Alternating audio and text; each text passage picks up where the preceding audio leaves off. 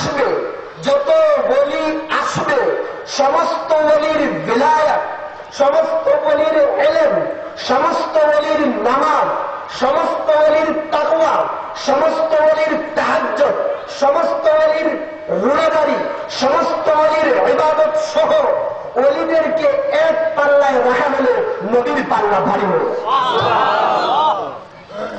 প্রত্যেক জমানার নবী ওই জমানার শ্রেষ্ঠতম মাখলুক, এবং আদম আলাইহিস সালাম থেকে নিয়ে কিয়ামত পর্যন্ত আনেওয়ালা যত ওলি হবে, যত বুজুর্গ হবে, চাই ওই ওলি গাউস হোক, চাই ওই ওলি কুতুব হোক, চাই ওই ওলি কুতুবুল আকতাব হোক, যেই মর্যাদায় পৌঁছুক না কেন, সমস্ত অলিকে, সমস্ত আউলিয়াকে তার সমস্ত মুজেজা, তার সমস্ত কারামত, তার সমস্ত ইবাদত সহ এক পাল্লায় রাখলে, একজন আদনা নবীকে আরেক পাল্লায় রাখলে নবীর পাল্লা ভারী হয়ে যায়। এত বড় মর্যাদা নবী।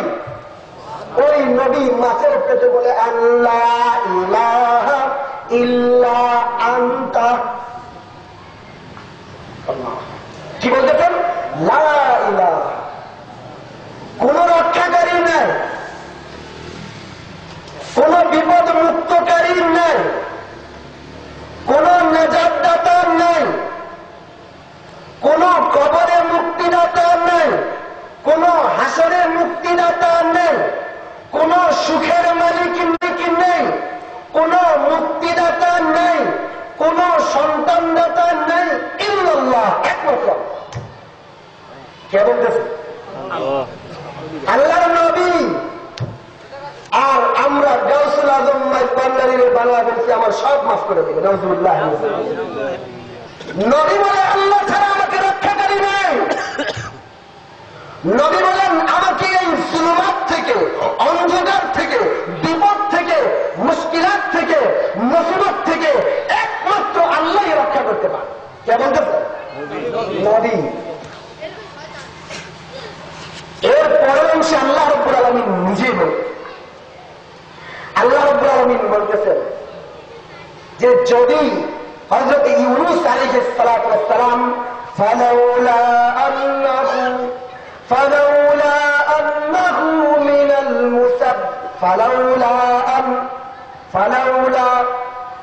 আন্নাহু মিনাল মুসাব্বিহিনা لنفد في بطنه إلى يوم يبعثون।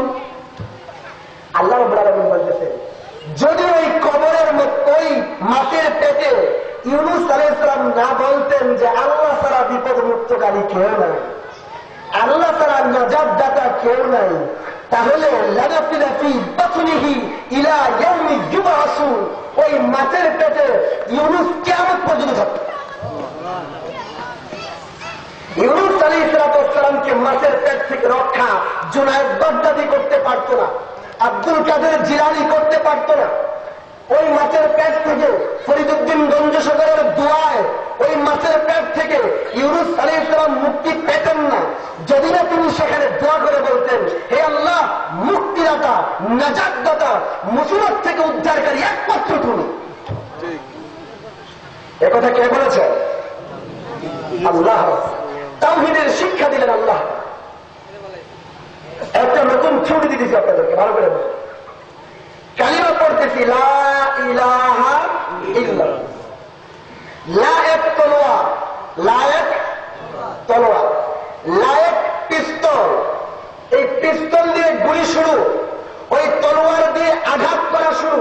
যত ইলাহের কেল্লা আছে, যত ইলাহের পল্লা আছে কাটো। লা ইলাহ, লা রহিম, লা রহমান, লা সত্তার, লা গফফার, লা যুল জালালি ওয়াল ইকরাম, লা নাজাতদাতা, লা মুক্তিদাতা, লা সন্তানদাতা, লা বিপদ মুক্তকারী, লা হাসরে মুক্তিদাতা, লা কবরে মুক্তিদাতা, লা পুলসিরাতে মুক্তিদাতা, লা জান্নাতের মালিক, লা জাহান্নামের মালিক, লা বিপদের মালিক, লা সুখের মালিক, লা দুঃখের মালিক ইল্লাল্লাহ। লা দিয়ে সকল ইলাহের পাল্লা কাটো, তবে আল্লাহর কাছে এসে খাইবা না। সব ইলাকে নাস্তানাবুদ করে দাও, সব ইলাকে কেটে দাও, একমাত্র আল্লাহকে রেখে দাও। কোন নাজাতের মালিক নেই, কোন মুক্তিদাতা নেই ইল্লাল্লাহ। শুধুমাত্র লা ইলাহা মানে আল্লাহ ছাড়া কোনো মাবুদ নাই, এই তরজমা ভুল। লা ইলাহা মানে, ইলাহ মানে অসংখ্য অর্থ। আল্লাহ রাব্বুল আলামিনের যত সিফাতি নাম আছে সব সিফাতি নাম এখানে অন্তর্ভুক্ত হবে।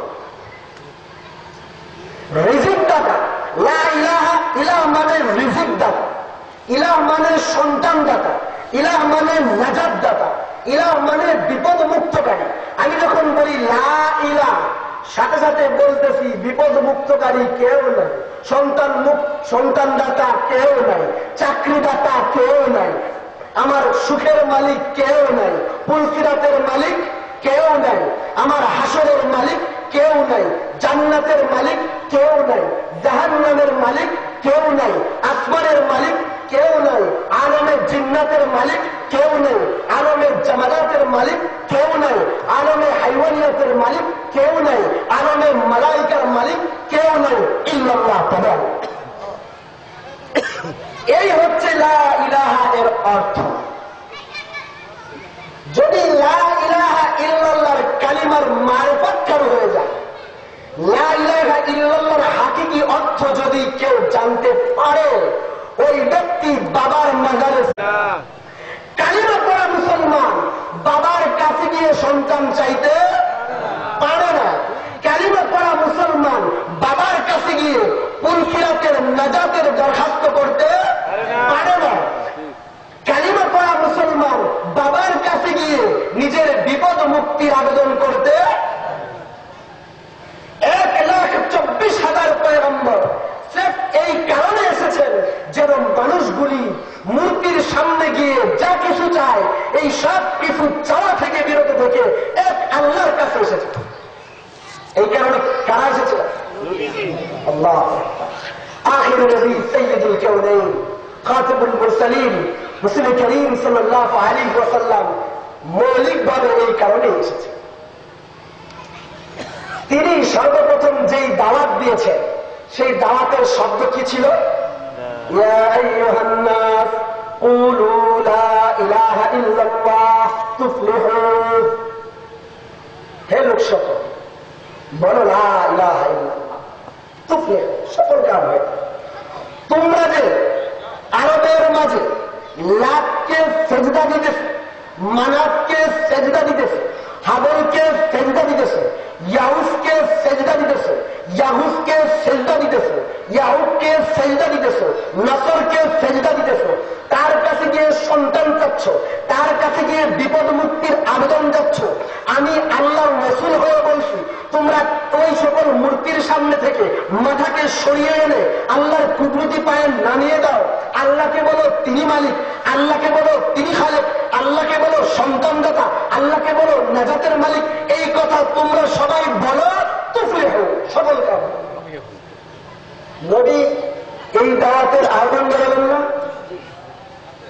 আহ্বান জানানোর পরে আরেকটা কথা বলে আসছে, বলে রসুলের জন্ম নিয়ে কোন ইখতিলাফ, রসুলের জন্মকে কেউ অস্বীকার করে না। কাফেররা বলে যে রসুল জন্ম নেয় নাই, বলে বলে কোন মুশরিক একথা বলে যে রসুল জন্ম নেয় নাই? কোন মুরতাদ বলে? আমার কথা কি আপনারা বুঝতে পারছেন? রসুলের জন্মকে কেউ অস্বীকার করে? কোন নাস্তিক, কোন মুরতাদ, কোন খ্রিস্টান, কোন ইহুদি, কোন নেসারা, কোন বৌদ্ধ কেউ নবীর জন্মকে মানে নবীর মিলাদকে, জন্মের আরবি কি? জন্মের আরবি আমার কথা বলে বুঝেন? জন্মের আরবি কি? মিলাদুন নবী মানে নবীর জন্ম। মিলাদুন নবী মানে, তাহলে মিলাদুন নবী কোন খ্রিস্টান অস্বীকার করে? আমার কথা বুঝেন না? মিলাদুন নবী ইহুদি অস্বীকার করে? মিলাদুন নবী নাস্তিক অস্বীকার করে? মিলাদুন নবী কোন নেতা অস্বীকার করে? কোন ধর্মদ্রোহী অস্বীকার করে? কোন ব্যক্তি রসুলের মিলাদকে অস্বীকার করে?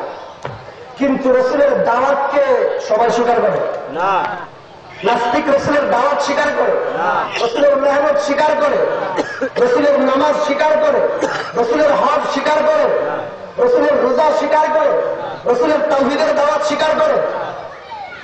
নাস্তিক রসুলের সিরাত স্বীকার বুঝলেন, ইহুদি রসুলের সিরাত স্বীকার, রসুল যেই কারণে এসেছে ওই তাওহীদের দাওয়াত, ওই রিসালাতের দাওয়াত, ওই আখিরাতের দাওয়াত, ওই নামাজ, ওই রোজা, ওই হজ, ওই যাকাত, ওই ইবাদত কোন নাস্তিক স্বীকার, কোন ইহুদি স্বীকার, কোন খ্রিস্টান স্বীকার, কোন মুরতাদ স্বীকার, কোন ধর্মদ্রোহী স্বীকার। কিন্তু সমস্ত নাস্তিক, সমস্ত ইহুদি, সমস্ত খ্রিস্টান, সমস্ত মুরতাদ একথা স্বীকার করে মিলাদুন নবী ঠিক। বুঝলেন? মিলাদুন নবী ঠিক সমস্ত নাস্তিক স্বীকার করে না। তাহলে সমস্ত নাস্তিক, সমস্ত মুরতাদ, সমস্ত ইহুদি, সমস্ত খ্রিস্টান, সমস্ত ধর্মদ্রোহী মিলাদুন নবীর দুশমন না সিরাতুন নবী? সিরাতুন নবীর দুশমন সেই আবু লাহাবের হুঙ্কার থেকে শুরু হয়েছে, কিয়ামত পর্যন্ত থাকবে। কিন্তু মিলাদুন নবীর দুশমন রসুলের জন্ম থেকে ছিল না, কিয়ামত পর্যন্ত থাকবে। যদি কেউ বলে তাহলে জোর করে ঘাওয়ানি করবে, আচ্ছা। কারণ রসুলের জন্ম থেকে নিয়ে মিলাদুন নবীর কোন দুশমন ছিল না, আসবেও না। মিলাদুন নবী মানে রসুলের জন্ম, জন্ম নিয়ে জন্মের কোন দুশমন আছে? কিন্তু যে আদর্শ তিনি এনেছেন, যে আখলাক তিনি এনেছেন, যে বিধান তিনি এনেছেন, যে শরীয়ত তিনি এনেছেন, যে তাওহীদের দাওয়াত এনেছেন, যে তরিকা এনেছেন, তার দুশমন যখন তিনি দাওয়াত শুরু করলেন, যখন তার সিরাতুন নবী শুরু হয়েছে, তার মিশন শুরু হয়েছে, ওই সময় থেকে ওই আবু লাহাব যখন ঘোষণা দিল, আবু লাহাব বলতে লাগলো তাব্বান লাকা ইয়া মুহাম্মদ আলিহাযা জামাআতানা, এই ঘোষণার মাধ্যমে সে যখন পাথর ছুঁড়ে রাসূলের চেহারায় মারলো, ওই সময় থেকে সিরাতুন নবীর দুশমন শুরু হয়েছে। কিয়ামত পর্যন্ত সিরাতুন নবীর দুশমন থাকবে, মিলাদুন নবীর কোন দুশমন নাই। সিরাতুন নবীর দুশমন ওই আবু লাহাবের জামানা থেকে। যে আবু লাহাব রাসূলের মিলাদুন নবীর দিন এত খুশি হয়েছিল, খুশির চোটে সুহাইবা নামক যেই দাসী তাকে সংবাদ দিয়েছিল, আরে আবু লাহাব তোমার তো খুব চমৎকার ফুটফুটে এক ভাতিজা হয়েছে, খুশির চোটে ওই বাদীকে আজাদ করে। আপনারা বলছেন বাদী আবার কি জিনিস? এখন বর্তমান জমানার কথার কথা, একদম 10 কোটি টাকার একটা দামি ফ্ল্যাট, 5 কোটি টাকার একদম কি বলে কোটি টাকা দামের মার্সিডিজ গাড়ি যেমন দাম, ঠিক ওই সময় এক একটা বাদীর দাম এরকম ছিল। খুশির ছুটে কি বলে দিল, ডাক্তারকে আঘাত করে। রসুলের মিলাদুন নবীতে বেজার না খুশি? খুশি, খুশি না? কিন্তু যখন সিরাতুন নবী শুরু, রসুল যখন বললেন কুলু লা ইলাহা ইল্লাল্লাহ তুফলিহু, লা ইলাহা ইল্লাল্লাহ বলো, ওই লাতের পূজা ছেড়ে দাও, মানাতের পূজা ছেড়ে দাও, উজ্জার পূজা ছেড়ে দাও, ইয়াউসের পূজা ছেড়ে দাও, ইয়াউকের পূজা ছেড়ে দাও, নসরের পূজা ছেড়ে দাও। তখন বলে আলিহাযা জামাআতানা, এই মুহাম্মদ তুমি ধ্বংস হও, নাউযুবিল্লাহি মিন যালিক, এই জন্য আমাদের ডাকছ, এই জন্য আমাদের। তাহলে ওই সময় রাসূল করিম সাল্লাল্লাহু আলাইহি ওয়াসাল্লামের নিজের আপন চাচা যখন পাথর ধরে নিক্ষেপ করলো, রাসূল করিম সাল্লাল্লাহু আলাইহি ওয়াসাল্লামের কতটা কষ্ট হয়েছে।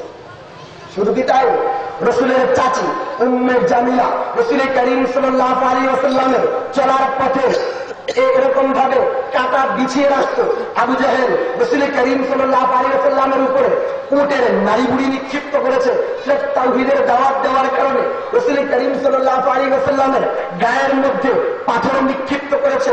তায়েফের ময়দানে রাসূল করিম সাল্লাল্লাহু আলাইহি ওয়াসাল্লামের গায়ে নাবালেগ শিশু বাচ্চারা, নাবালেগ দুষ্ট বাচ্চারা রাসূলের গায়ে পাথর নিক্ষিপ্ত করেছে। করেছে, রসুলের মাথা থেকে পা পর্যন্ত রক্তাক্ত করেছে, রসুলের সারা শরীর আহত করেছে। উহুদ প্রান্তরে রসুল করিম সাল্লাল্লাহু আলাইহি ওয়াসাল্লামের দমদান শহীদ হয়েছে। রসুল করিম সাল্লাল্লাহু আলাইহি ওয়াসাল্লামের তাওহীদের দাওয়াতের কারণে রসুলকে বয়কট করা হয়েছে। শিবে আবি তালেবের মধ্যে 3 বছর পর্যন্ত রসুলের খানা বন্ধ করে দেওয়া হয়েছে, রসুলের চলাচল বন্ধ করে দেওয়া হয়েছে, আত্মীয় স্বজনের জন্য এমনকি পানিও বন্ধ করে দেওয়া হয়েছে, কথা বলা বন্ধ করে দেওয়া হয়েছে। বয়কট করে, আবদ্ধ করে, বন্দী করে, জেলখানায় আবদ্ধ করে রাখা হয়েছে।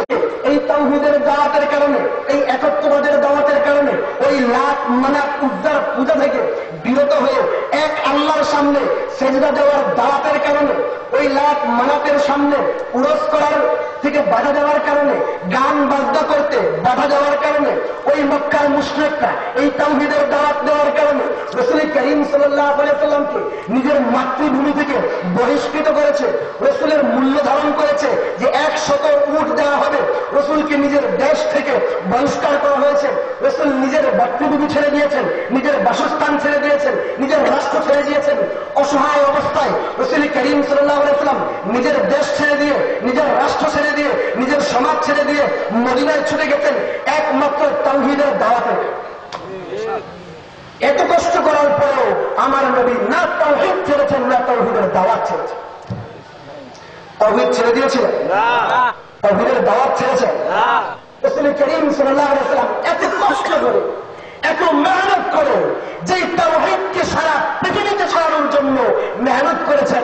আমি আপনাদের পায়ে করজোর মিনতি করে বলতেছি, ওই তাওহীদকে বাবার মাজারে গিয়ে, বাবার পা ধরে, কবরে সেজদা দিয়ে, কবরের জন্য মান্নত করে ওই তাওহীদকে ভুলণ্ঠিত করবেন না। যে তাওহীদের দাওয়াতের জন্য আমার নবীর রাতে ঘুম হতো না, রাসূলের দমদান শহীদ হয়েছে, রাসূলের গায়ে উটের নাড়িভুড়ি নিক্ষিপ্ত করা হয়েছে, রাসূল কারীমের পথের মধ্যে এরকম ভাবে কাঁটা বিছিয়ে দেওয়া হয়েছে, রাসূলকে গালি দেওয়া হয়েছে, রাসূলকে রক্তাক্ত করা হয়েছে, রাসূলের দমদান শহীদ হয়েছে। এই তাওহীদের দাওয়াত পাওয়ার মাধ্যমে আজকে আমি মুসলমান হয়েছি। আমার মৃত্যুর পরে আমাকে জানানো হবে না, আমাকে পোড়ানো হবে না, আমাকে সসম্মানে 3টা কাফন দিয়ে আমাকে দোয়া করে আমাকে কবরস্থ করা হয়। রাসূলের ওই তাওহীদের দাওয়াতের কারণে রাসূল এত পেরেশানির মাধ্যমে যেই দাওয়াত আমাদের কাছে পৌঁছিয়েছেন, আমাদের কাছে পাঠিয়েছেন, ওই তাওহীদকে, ওই একত্ববাদের বিশ্বাসকে বাবার মাজারে গিয়ে, তার কাছে গিয়ে পায়ে সিজদা দিয়ে, মান্নত করে, উরস করে, বাউল গানে নেচে গেয়ে ওই তাওহীদকে নষ্ট করেন না। শুধু তাই নয়, রাসূল করিম সাল্লাল্লাহু আলাইহি ওয়াসাল্লামের তাওহীদের দাওয়াতকে এগিয়ে নেওয়ার জন্য সাহাবায়ে কেরাম আল্লাহু আকবার কি মুজাহাদা করেছেন। এক একজন সাহাবী রাসূল করিম সাল্লাল্লাহু আলাইহি ওয়াসাল্লামের ডানে বামে থেকে উহুদ প্রান্তরে 70 জন সাহাবী শহীদ হয়েছেন, বদর প্রান্তরে 14 জন সাহাবী শহীদ হয়েছেন, খন্দক প্রান্তরে 13 জন সাহাবী শহীদ হয়েছেন, হুনাইন প্রান্তরে 17 জন সাহাবী শহীদ হয়েছেন। এমনিভাবে বনী লিহয়ানে 67 জন সাহাবী শহীদ হয়েছেন, বীরে মাওনায় 10 জন সাহাবী শহীদ হয়েছেন, রাসূলের জীবদ্দশায় এমনিভাবে 256 জন সাহাবী শহীদ হয়েছেন। এরপরে রাসূলের ইন্তেকালের পরে হযরত আবু বকর সিদ্দিকের আমলে 1500 সাহাবী শহীদ হয়েছেন, হযরত ওমরের আমলে 14,000 সাহাবী শহীদ হয়েছেন, হযরত উসমানের আমলে 16,000 সাহাবী শহীদ হয়েছেন, হযরত আলীর আমলে তাবেঈ সহ 35,000 সাহাবী এবং তাবেঈ শহীদ হয়েছেন। অসংখ্য সাহাবী নিজের গায়ের টুকরা করেছেন। হযরত হামজা 12 টুকরা লাশ উহুদের প্রান্তরে এক এক জায়গায় পড়েছিল। এক একজন সাহাবী নিজের মাথার কল্লাকে নিক্ষিপ্ত করে দিয়েছেন, সন্তানকে এতিম করেছেন, স্ত্রীকে বিধবা করেছেন, রাষ্ট্র ছেড়ে দিয়েছেন, বাড়ি ছেড়ে দিয়েছেন, সবকিছু ছেড়ে দিয়ে এই তাওহীদের দাওয়াতকে, এই একত্ববাদের দাওয়াতকে, এই লা ইলাহা ইল্লাল্লাহর দাওয়াতকে সমগ্র পৃথিবীর মধ্যে ছড়িয়ে দিয়েছেন। এই জন্য এক একজন সাহাবীর কবর এখনো চীনের মধ্যে পাওয়া যায়, কোন কোন সাহাবীর কবর এখনো সেই আফ্রিকার জঙ্গলে পাওয়া যায়, কোন কোন সাহাবীর কবর এখনো দ্বীপের মাঝে পাওয়া যায়। সারা পৃথিবীর মধ্যে সবকিছু ছেড়ে দিয়ে সন্তান ছেড়েছেন, স্ত্রী ছেড়েছেন, পরিবার ছেড়েছেন, রাষ্ট্র ছেড়েছেন, সবকিছু ছেড়ে দিয়ে একমাত্র তাওহীদের দাওয়াত দেওয়ার জন্য সমগ্র পৃথিবীতে যেই সাহাবারা এত মেহনত করে আমাদের পর্যন্ত দিন পৌঁছিয়েছেন, তাওহীদ পৌঁছিয়েছেন, একত্ববাদ পৌঁছিয়েছেন, যেই তাওহীদের দাওয়াতের মধ্যে মূর্তির সামনে থেকে মাথা এনে আল্লাহর সামনে নামিয়ে দিয়েছেন, ওই মাথাকে আবার বুজুর্গের সামনে নামিয়ে দিয়ে, বাবার সামনে নামিয়ে দিয়ে, কবরের সামনে নামিয়ে দিয়ে ওই তাওহীদকে অপমান করবেন? ওই তাওহীদকে অপমান আপনাদের কাছে করজোর অনুরোধ করে বলি, যে তাওহীদের জন্য নবী এত কষ্ট করেছেন, সাহাবায়ে কেরাম এত মেহনত করেছেন, এত জীবন দিয়েছেন, এত শহীদ হয়েছেন, ওই তাওহীদকে বাবার মাজারে গিয়ে নষ্ট করবেন না। এই তাওহীদ শুধুমাত্র নবীরা, শুধুমাত্র সাহাবীরাই প্রচার করেননি, বরং আদম আলাইহিস সালাম থেকে নিয়ে আজ পর্যন্ত যত আউলিয়া এসেছেন, যত গৌস এসেছেন, যত কুতুব এসেছেন, যত কুতুবুল আকতাব এসেছেন, সমস্ত ওলিদের, সমস্ত বুজুর্গদের, সমস্ত মুত্তাকিদের, সমস্ত পরহেজগারদের মৌলিকভাবে দাওয়াত একটাই ছিল, সেটা হচ্ছে তাওহীদের। সেটা কিসের দাওয়াত? আর তাওহীদের উল্টা বস্তুর নাম শিরক। তাওহীদের উল্টা বস্তুর নাম শিরক। আপনাদের একটা মজার কথা, জানাজার নামাজ যখন শুরু হয়, আমরা সবাই জীবনে জানাজার নামাজ পড়ছি না? পড়ছি কিনা? জানাজার নামাজ আমরা নামাজ বলি, জানাজাকে নামাজ বলি না? কিন্তু এই নামাজের রুকু আছে? এই নামাজের সেজদা আছে? আসর ফজরের নামাজে রুকু সেজদা নাই? যোহরের নামাজে, আসরের নামাজে, মাগরিবের নামাজে, এশার নামাজে, তাহাজ্জুদ নামাজে, নফল নামাজে, ঈদের নামাজে, তারাবির নামাজে, ঈদের নামাজে রুকু সেজদা নাই? তারপরে সমস্ত নামাজে রুকু আছে, সেজদা আছে, কিন্তু জানাজার নামাজে রুকু সেজদা নাই কেন? এই প্রশ্ন করে দিন জানে না আপনাদের? জানাজার নামাজকে নামাজ পড়ি না, রুকু সেজদা হ্যাক করবো। এর মৌলিক কারণ হচ্ছে, যখন আপনি ফজরের নামাজে দাঁড়ান, যখন আপনি যোহরের নামাজে দাঁড়ান, যখন আপনি আসরের নামাজে দাঁড়ান, যখন আপনি মাগরিবের নামাজে দাঁড়ান, যখন আপনি এশার নামাজে দাঁড়ান, যখন আপনি সুন্নতে দাঁড়ান, যখন আপনি ওয়াজিবে দাঁড়ান, যখন আপনি নফলে দাঁড়ান, যখন আপনি তাহাজ্জুদে দাঁড়ান, যখন আপনি চাশতের নামাজে দাঁড়ান, যখন আপনি আওয়াবিদের নামাজে দাঁড়ান, যখন আপনি ঈদের নামাজে দাঁড়ান, তখন ওই সময় আপনার সামনে কে থাকে? আল্লাহ। কে থাকে? আল্লাহ। কিন্তু আপনি যখন মুর্দাকে সামনে নিয়ে নামাজে দাঁড়ান, তখন আপনার সামনে সরাসরি কে? সরাসরি। যেন কোন মানুষ সেজদায়ে তাজিমের নামে, যেন কোন মানুষ পীরের সামনে মাথা নোয়াতে না পারে, বুজুর্গের সামনে মাথা নোয়াতে না পারে। আল্লাহ শিখিয়ে দিলেন, তোমরা জানাজার নামাজকে নামাজ বলো, এছাড়া যত নামাজ আছে সব নামাজের সামনে আমি আল্লাহ থাকি। জানাজার নামাজের সামনেও যদিও আমি আল্লাহ থাকি, কিন্তু বাহ্যিকভাবে যেহেতু তোমাদের সামনে মুর্দা, বাহ্যিকভাবে তোমাদের সামনে, যদি ওই নামাজে তোমরা রুকু করো, তোমরা সেজদা করো, তাহলে ওই বেদাতীরা, ওই মুশরিকরা বাবার সামনে, কবরের সামনে, পীরের সামনে, বুজুর্গের সামনে, পরহেজগারের সামনে সেজদা দেওয়াকে জায়েজ বলবে। সেজদা দেওয়াকে কোন মানুষের সামনে মাথা নোয়ানো, সেজদা দেওয়া, রুকু দেওয়া জায়েজ নাই। এই জন্য আল্লাহ জানাজার নামাজে রুকুও রাখেন নাই, সেজদা রাখেন। যদিও জানাজার নামাজের মধ্যে নামাজের সব কিছুই আছে, সালাম ফিরানো আছে, ইমাম শাফি রহমতুল্লাহ আলাইহির মতে সূরা ফাতিহাও আছে, কিন্তু রুকু নাই, সেজদা নাই। যেন এই ওয়াহাম, এই সন্দেহ মানুষের না হয় যে কোন বড় ব্যক্তির সামনে মাথা নোয়ানো যায়। একজন মুসলমান যখন নামাজের মাঝে দাঁড়ায়, ওই নামাজ যেই নামাজই হোক, চাই ফরজ হোক, চাই সুন্নত হোক, চাই নফল হোক, চাই ওয়াজিব হোক, সুন্নতে মুআক্কাদা হোক কিংবা সুন্নতে গায়রে মুআক্কাদা হোক, নামাজ শুরু করার পরেই সে আলহামদুলিল্লাহ রাব্বিল আলামিন পড়ে, এরপরে আর রহমানির রহিম পড়ে, এরপরে মালিক ইয়াউমিদ্দিন পড়ে, এরপরে ইয়্যাকা না'বুদু পড়ে। কি বলে?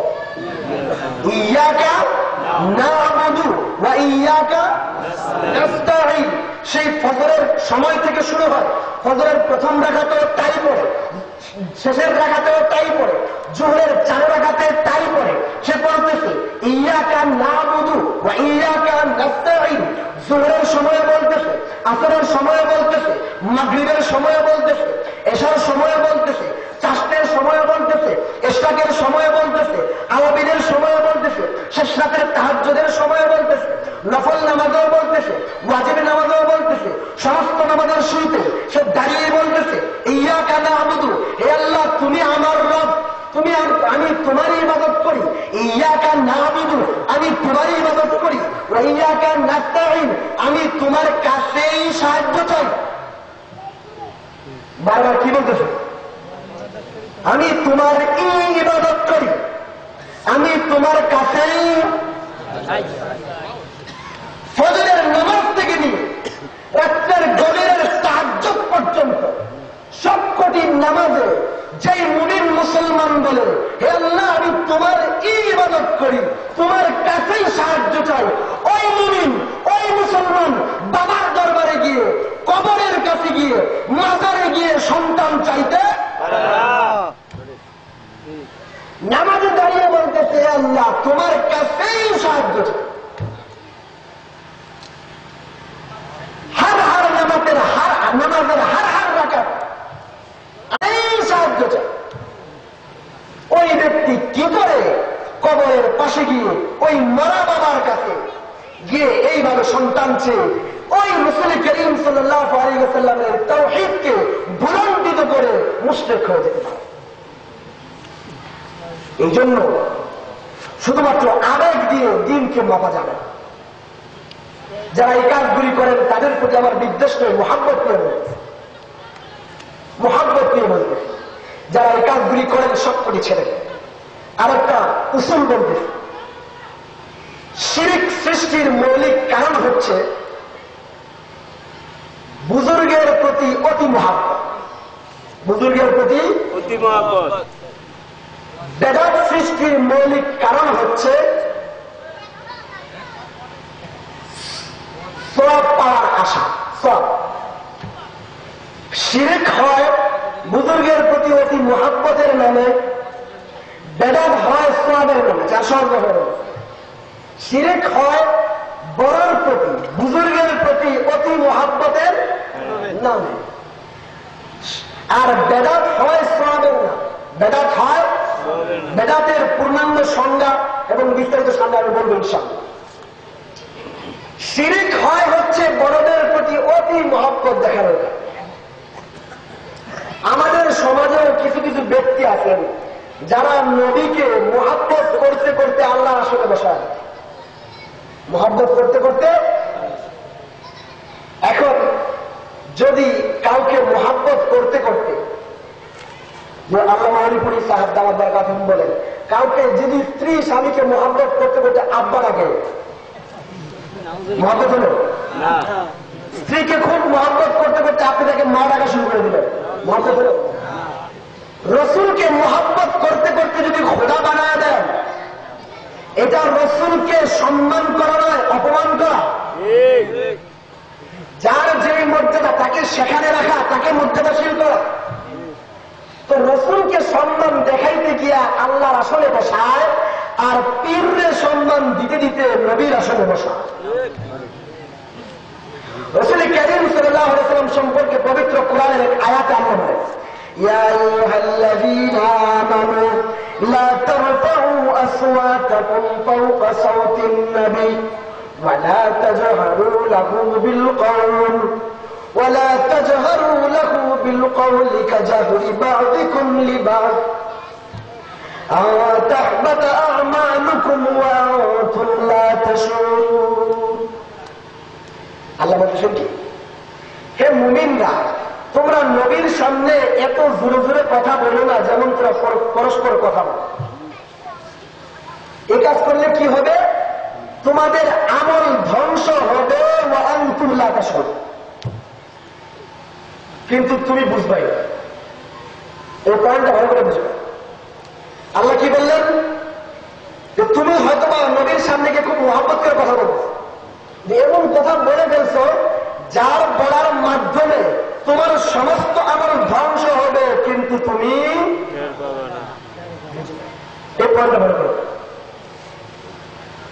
নবীকে মহব্বত করতে গিয়ে ঠিক এই কাজগুলি করা, মহব্বত করতে গিয়ে ইহানতে রসুল, আশিকে রসুল হওয়ার নামে গুস্তাখে রসুল। আশিকে রসুল হওয়ার নামে গুস্তাখ মানে জাত, গুস্তাখ মানে গুস্তাখে রসুল বললে তো বুঝবেন তো। তাহলে এসকে রসুল, রসুলকে ভালোবাসার নামে রসুলের শানে দেয়া হবে। কয়েকটা উদাহরণ। এক নম্বর উদাহরণ, ইয়া নবী সালাম